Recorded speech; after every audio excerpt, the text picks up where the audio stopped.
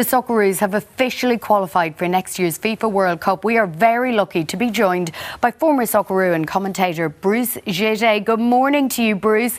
It wasn't even stressful. I don't even know how to feel about that.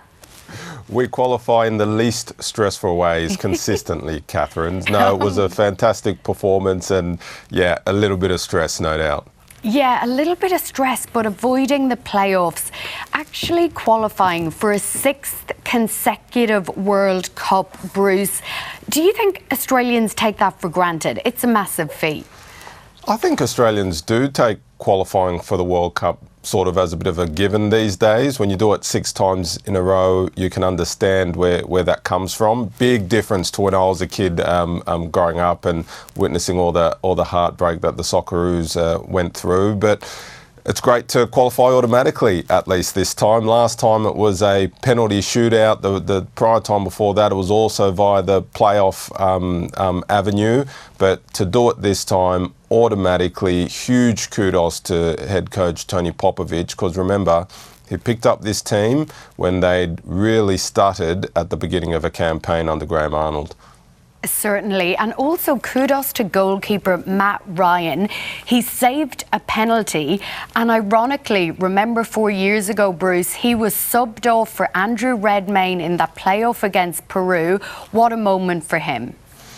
Absolutely. I remember 4 years ago against Peru where Graham Arnold masterstroke in making that sub surprised a lot of people, but obviously well planned. This time on his 100th cap, no less, Matty Ryan coming up big, coming up huge, because the penalty wasn't a bad one. It was a good penalty, just a phenomenal save. Absolutely phenomenal save. Shout out to the goal scorers, Metcalfe and Mitch as well.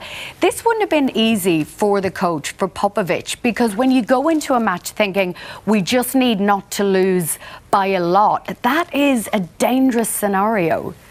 It is, but if anyone that knows Popovic, the way he coaches, his demands are exceptionally high. When you look at the come from behind victory this morning, they've done that before. They did it against China when he first took over here in Adelaide, and he's very resolute. He's very headstrong. He strongly believes in his philosophy and way of playing and going about his business.